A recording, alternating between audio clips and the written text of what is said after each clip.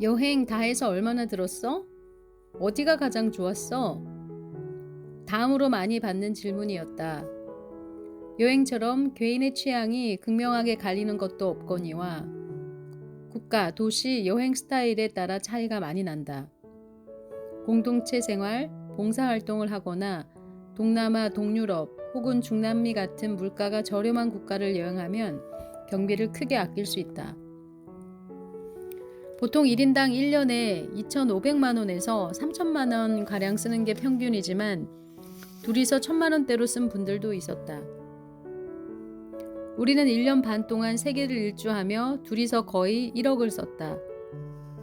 물가가 비싸기로 소문난 미국에 2달이나 있었고 가장 비쌌던 아프리카에서 트러킹을 했고 자동차를 빌려 유럽을 3달 넘게 다닌 탓이었다. 한 명당 1년에 3천만 원 쓴 꼴이다. 예상한 대로였다.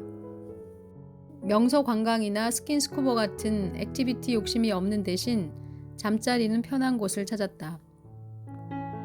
호스텔의 소음에 밤잠을 설치는 잠귀 밝은 남편과 화장실 결벽증이 있는 아내가 만났으니 숙소비를 아끼지 않는 게 장기 여행의 비결이었다. 여하튼 퇴직금은 진즉에 다 썼고 열심히 모아둔 돈까지 펑펑 쓰고 들어왔다. 누군가 들으면 사치도 저런 사치가 없다 할 수 있다. 가방이나 차를 사면 물건이 남기라도 하지 여행은 사진과 기억으로만 남는 거에 그 돈을 쓰냐며 혀를 끌끌 찰 수도 있다. 1억을 써놓고 5만 원 쓸 때 고민하는 째째한 마음. 어찌된 게 500일 만에 써버린 1억은 아쉽지 않다. 피가 됐고 살이 된 경험에 쓴 돈은 하나도 아깝지 않다. 그러려고 열심히 돈 벌고 모았던 거니까. 그런데 이게 끝이 아니었다.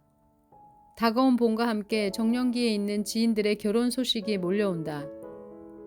축의금은 내야 하고 집들이 선물도 사야 한다. 숨만 쉬어도 돈이 나가는 한국살이다.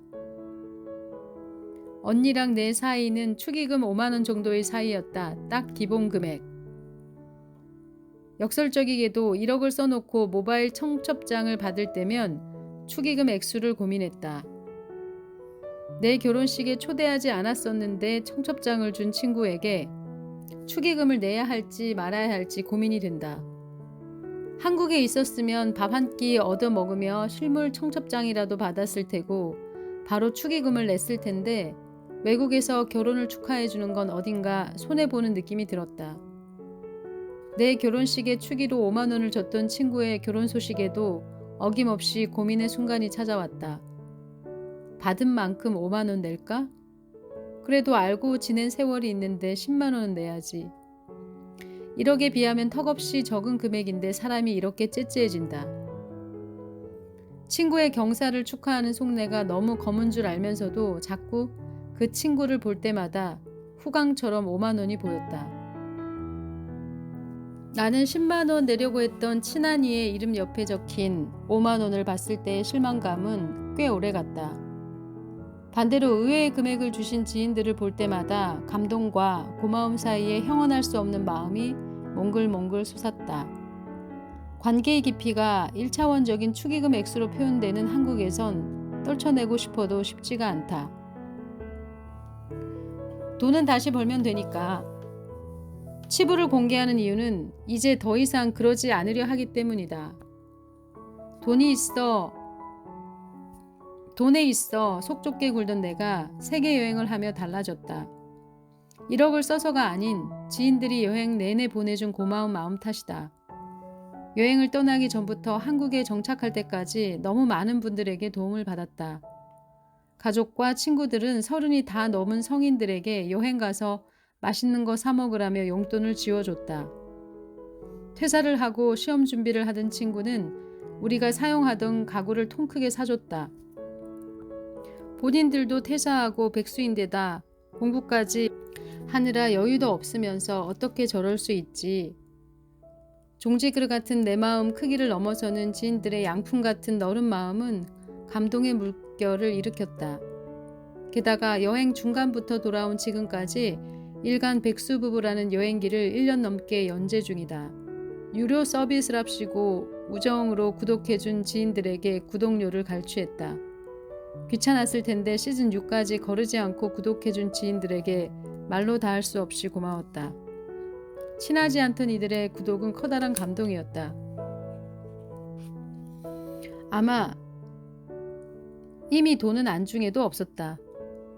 그저 1년 넘게 곁을 비웠는데도 잊지 않고 챙겨주는 마음 하나만으로 눈물나게 따뜻했다.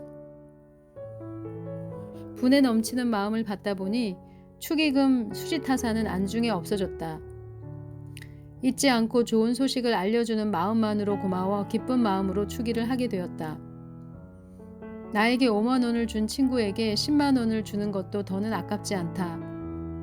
마중물처럼 지인들의 애정과 관심을 받다 보니 속물근성이 어느새 빠져나갔나 보다. 절대 벗지 않을 것 같던 내 나그네의 외투를 햇볕이 점차 따뜻하게 비춰 결국 벗게 했다는 이솝 우화 같이 말이다. 돈을 잘 벌던 때보다도 마음만은 더 부유하다. 월급도 없는 내가 축의금 낼 일은 점점 많아지고 1억은 어느 세월에 다시 모으나 싶지만 조급하진 않다. 돈은 다시 벌면 되니까. 어른들 말처럼 돈은 있다가도 없고 없다가도 있는 거니까. 돌이켜보면 내가 가장 돈이 많다고 느꼈을 때는 대학생 때였다. 휴학하고 한 학기 동안 아르바이트를 하며 한 번은 통장 잔고가 100만 원을 넘겼던 적이 있다. 오전엔 백화점 직원 휴게소 한편에서 밤새 온라인으로 주문 들어온 물건을 포장하고 오후엔 번역 아르바이트를 했던 달이다. 추석이 겹쳐 온라인 주문이 많아 초과 근무를 했고 번역료도 짭짤했다. 앱도 아닌 ATM에서 통장 정리를 하고서 100만 원을 두 눈으로 확인했던 그때가 가장 마음이 풍족했던 때였다. 그러니 지금 탕진하고 백수에 가까운 프리랜서일지라도 마음은 부자다. 돈은 다시 벌면 되고 주변 이들의 마음을 받는 기회는 흔치 않으니까. 새로운 일을 시작하는 사람들의 대부분이 벌이가 이전의 3분의 1도 되지 않는다고 들었다. 나 또한 비슷하다. 그런데 많이 벌고 많이 쓰거나 적게 벌고 적게 쓰는 것. 결국 마진은 엇비슷하다. 회사를 안 가니 쓸데없는 치장이 줄어들어 쇼핑을 덜 한다. 안 친한 직장 동료들의 경조사를 챙기지 않아도 되고 옷을 사게 되면 그에 어울리는 신발과 액세서리까지 사지 않아도 된다. 회사 스트레스를 풀기 위한 비싸고 맛있는 음식과 술값 등이 절약된다. 안 쓰는 게 돈 버는 가장 좋은 방법이라지 않나. 벌이는 줄었으나 돈으로 환산할 수 없는 복지도 있다. 평일 사람 없는 카페에서 작업하기. 비 오는 날은 집 밖에 나가지 않고 책 읽기. 그리고 날씨 좋은 날 마시는 낮술 등은 줄어든 벌이를 상쇄한다. 월 50만 원의 백수 생활. 막상 백수 생활을 해보니 집세와 공과금을 제외하고 월 100만 원이면 충분하다. 아이나 반려동물이 없는 2인 가구는 가끔 밖에서 남이 차려준 맛있는 밥도 먹으며 여유롭게 살 수 있다. 불어 허리띠를 졸라맨 것도 아니다. 대체 가능한 소비를 줄이니 이마저도 충분하다. 이를테면 카페에서 5,000원짜리 커피를 시키는 대신 집에서 500원짜리 캡슐로 커피를 내려 마시거나 2만원짜리 파스타를 사 먹는 대신 식재료 2,000원 가량으로 요리를 하는 것. 한국에는 맛있는 식재료가 너무도 많다. 비싸고 사람 많은 유명 맛집 대신 그냥 아무 곳이나 들어가도 중간은 한다. 게다가 내노라 하는 IT 강국인지라 와이파이는 거의 공기처럼 쓸 수 있어 데이터 무제한 요금도 불필요하다. 어른신들만 쓰는 줄 알았던 알뜰폰 요금제로 바꿔 1년 넘게 쓰고 있다. 데이터 2기가로 부족함이 없다. 여행 중에 번호를 유지만 하는데 약 4,000원을 내온 것에 비해 7,700원의 요금은 턱없이 저렴하다. 궁상맞아 보이는가? 해보면 돈을 잘 쓴다는 생각에 만족도가 더 높다. 지금의 서너 배 이상을 벌던 직장인 시절과 통장 잔고는 엇비슷하다. 직장 생활을 할 때는 25일에만 잔고가 바짝 늘었다. 월 초에는 카드값과 대출 이자가 우르르 빠져나갔다. 택시비, 맛집 탐방 비용, 습관적으로 가던 카페와 쇼핑 비용까지 야금야금 나가고 나면 늘 20일쯤엔 현금이 부족했다. 그래서 신용카드를 썼고 다음 달엔 또 다시 빈곤해지는 악순환의 쳇바퀴에 갇힌다. 밥 한 끼에 무감각하게 쓸 수 있는 금액이 10,000원에서 20,000원이 되고 조금 더 좋은 브랜드를 썼다. 회사에서 힘들게 돈을 번 나를 위해 이 정도는 써도 된다는 선이 올라갔다. 현재를 유지하는 비용이 나도 모르는 사이에 점점 높아지며 그만두고 싶어도 그럴 수 없는 늪에 빠졌던 것이다. 지금은 쇼핑을 거의 하지 않는다. 출퇴근을 안 하고 집 근처에서 자전거를 타니 교통비도 거의 4분의 1 수준으로 줄었다. 평상시에도 요가복을 입고 다니니 옷을 살 필요성을 못 느낀다. 물론 요가원에 가면 옆 사람이 입은 브랜드의 새 요가복이 사고 싶어질 때가 있지만 지금 옷장에 있는 옷만 돌아가며 입어도 한 달은 다른 룩으로 입을 수 있다. 20kg의 짐으로 500일을 살아본 경험은 소비 습관에 대한 지대한 영향을 끼쳤다. 이동을 시작하며 가방을 들쳐매는 순간부터 얼마나 말도 안 되는 양의 물건을 내가 짊어지고 있는 건지 깨닫는다. 옷은 매번 빨아서 입으면 되니 두세 벌만 있어도 충분하다. 만약을 대비해 들고 다니던 상비약 무게만 좋게 2kg은 됐는데 이 역시 현지 약국에서 조달해도 됐다. 언젠가 혹시 필요할까봐 버리지 못하고 짊어진 물건은 내 어깨를 짓눌렀다. 2년간 살던 신혼집 살림을 정리해 친정으로 이사하던 날 우리는 3.5톤 트럭을 이용했다. 둘이서 이렇게 많은 짐이 과연 필요할까 싶었지만 그간의 무력이 부른 결과였다. 여행을 마치고 돌아온 내 방을 둘러볼 때마다 불필요한 것들이 눈에 거슬린다. 언젠가 읽으려고 사두고 책장에 진열용으로 꽂아둔 책, 회사 다닐 때 입던 옷까지에 화장도 안 하면서 색조 화장품은 종류별로 아직도 갖고 있지를 않나.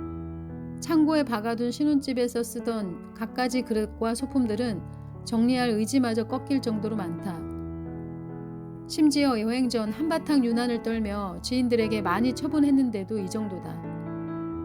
요즘엔 공들여 샀던 물건들을 하나씩 중고 거래로 팔고 있다. 사놓고 5번도 들지 않은 새것 같은 가방을 필요한 사람에게 넘겼을 때의 뿌듯함은 물건을 소유하는 기쁨 이상으로 컸다. 결국 내 삶에 하등 쓸모없는 것들을 얻기 위해 얼마나 많은 자원을 허비했는지 알게 된 거다. 모두가 다 못 사서 안달인 집도 마찬가지가 아닐까? 잘 사면 몇 억의 시세 차익을 얻을 수 있다 한들 꼭 내 집을 마련해야만 안정이 되는 건지 한번 자문해 봄직하다. 소유하지 않아도 충분할 수 있다. 물론 요즘 가파르게 오르는 집세를 감당하기란 상당히 부담스럽다. 이사의 스트레스도 잘 안다. 그래도 마음에 들지 않은 이웃, 환경, 집 상태를 2년마다 선택할 수 있다고 생각하면 마음이 편해진다. 무리해서 집을 샀는데 건물이나 이웃 등이 마음에 안 들면 이내 안정이 깨지겠지. 소비가 줄어도 삶의 만족도는 비례하지 않았다. 돈을 잘 벌던 때도 늘 결핍을 느꼈기 때문에 정말 필요한 거 하나 사고 싶은 것에 돈을 쓸 때만 쓰는 주체성이 더 만족스럽다. 나만의 기준에 맞게 쓰고 아끼다 보니 텅 빈 통장에도 덜 불안하다. 이상 어쩌다 미니멀리스트가 되어버린 전직 맥시멀리스트의 고백이었다. 이상은 어쩌다 미니멀리스트가 되어버린 전직 맥시멀리스트의 고백이었다. 요가 수련을 하며 마음을 다스린다는 류의 글을 쓰기 위해 집 앞 카페로 나왔다. 그러나 옆자리에 앉은 아주머니의 통화 내용에 마음만 더 소란스러워졌다. 듣고 싶지 않아도 이어폰을 뚫고 들리는 그녀의 메시지는 대강 이랬다. 전날 정부가 발표한 투기 과열지구에 본인이 매수한 지역이 포함되며 다주택 보유자가 되는 바람에 세금 부담이 생겼다. 긴급이라며 이곳저곳 많이도 전화를 걸던 그녀를 보니 작금의 광풍에 더욱 신물이 났다. 요즘 뉴스를 볼 때마다 한국에 뭐 이리 부자들이 많은지 궁금했던 참이었다. 집이 한 채도 아예 없는 나 같은 서민은 뉴스를 볼 때마다 패배감이 든다. 이번 생은 그런 것 같다. 코로나가 초토화시킨 작년은 여러모로 이상한 해였다. 동학개미 운동부터 서학개미, 미국 출신 열풍이 불더니 부동산에 코인까지 널뛰고 이 모든 게 한국에 돌아온 지 불과 석 달 동안 벌어진 일이다. 재테크는 언제나 만민의 관심이었지만 지금처럼 모두가 열을 올리는 정도는 아니었다. 월급을 불리는 게 예전 재테크라면 지금은 모두가 재테크를 위해 회사를 다니는 것 같다. 주객전도가 되었달까? 사람들을 만나도 카페에서 옆 사람들이 하는 대화를 들어도 모두 돈으로 귀결된다. 주식하면 패가 망신한다는 소신을 수십 년간 유지하던 부모님조차 주식 투자를 시작하셨다. 주식은 어떻게 하며 지금 어디가 집값이 올랐다더라. 쉽게 끓는 냄비 근성이 재테크로 갈아탄 느낌이다. 쉽게 끓는 냄비 근성이 재테크로 갈아탄 느낌이다. 남편과 연애할 때부터 우리도 자주 결의를 다지곤 했다. 1988년, 2008년, 10년 단위로 발생한 금융위기를 본보기 삼아 2018년쯤 위기가 또 한 번 올 테니 공부해서 돈을 벌어보자고. 주식과 부동산을 공부해 두어야 한다는 의지까지 불태웠다. 2015년 갭 투자가 극성일 때 부동산 고수들의 책과 강연을 듣고 머니쇼 같은 설명에도 따라다녔다. 여기까진 좋았는데 그게 전부였다. 의욕은 앞서는데 끈기와 투자할 용기가 없던 우리는 신혼집도 매매 대신 전세, 큰돈은 안전하지만 이자는 거의 없던 은행에 두었다. 부동산 가격은 거품이 껴있다는 말만 믿고 가만히 있었다. 이렇게 10년에 한 번 온다는 급행열차를 이번에도 타지 못했고 벼락거지가 됐다. 여행을 가게 되면 빼낸 전세금에 퇴사 직전 대출받은 돈으로 투자를 했다면 몇 년은 생계 걱정 없이 더 놀아도 됐을 거다.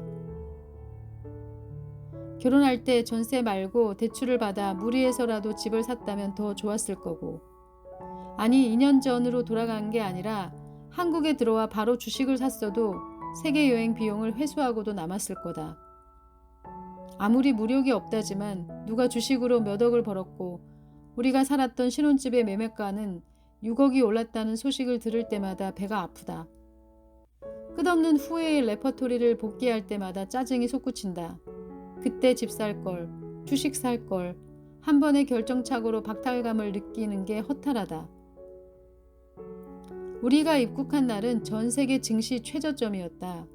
코로나19로 모든 나라가 빗장을 걸고 통행을 금지시키던 그때 고국으로 돌아온 것만 신경을 쓴 나머지 매수 기회를 놓쳤다. 어차피 환불도 안 해줄 항공사의 수화기를 붙잡고 늘어질 시간에 주식을 한 주라도 샀어야 했는데 사실 매수할까 손이 근질거렸지만 뭘 사야 할지 머리가 하얘졌다. 공부가 덜 되니 시장의 공포감을 이겨낼 자신이 없었다. 투자를 잘했던 친구들은 몇 년치 연봉을 차익으로 벌었다. 주식, 부동산을 훑고 코인으로 넘어간 가격 거품은 왜 우리가 들고 있는 코인까지는 오지 않는가? 세계 여행을 하고 무력이 없어졌다 해도 당연히 부럽다. 제주도를 다녀올 때마다 김포공항에 다다를 때쯤 내려다본 서울 상공에서 늘 망감이 교차한다. 이 좁은 땅덩이에서 도대체 얼마나 더 많은 아파트를 지을 건가? 저 똑같이 생긴 멋없는 아파트 한 칸을 남들처럼 가지고 싶어야 하는 걸까? 40년도 넘은 물건을 10억 넘게 줘야 살 수 있는 게 정상인가? 요즘 길 위에 외제차가 왜 이렇게 많이 돌아다니는 걸까? 다들 뭐 해서 돈을 번 거지? 아이는 어디서 어떻게 키워야 할까? 아이 때문에 결국 좋은 학군으로 이사가 무리하며 살아야 하는 걸까? 이 모든 게 대출을 받을 수 있는 신용이 없고 돈도 없는 프리랜서의 치기 어린 공상일 수 있다. 그런데도 자꾸 재테크 강풍에 반감이 생긴다.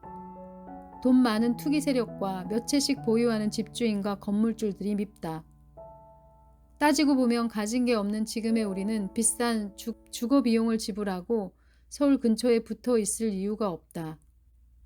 서울에 있는 회사를 다니며 아이를 키우고 있었다면 서울에 내 집을 마련하고 싶을 테지만 아이도 없고 책임질 반려동물도 없는 두 30대는 재테크 이유를 차치하면 굳이 남들처럼 아파트 청약에 매달리지 않아도 된다. 몇 달 사이 억이 오르는 서울 아파트를 가졌다면 좋겠지만 집이 두 채 있지 않는 이상 팔아야 내 돈이 되고 또 다른 거처를 구하는 것도 보통 일이 아닌 세상이니까. 배낭을 메고 세계를 여행하다 보니 무력이 없어졌거니와 내 집 마련의 필요성까지 의문이 생겼다. 한때는 한강이 보이는 아파트에서 사는 게 로망이었지만 세상에는 한강보다 멋진 물가가 많았다.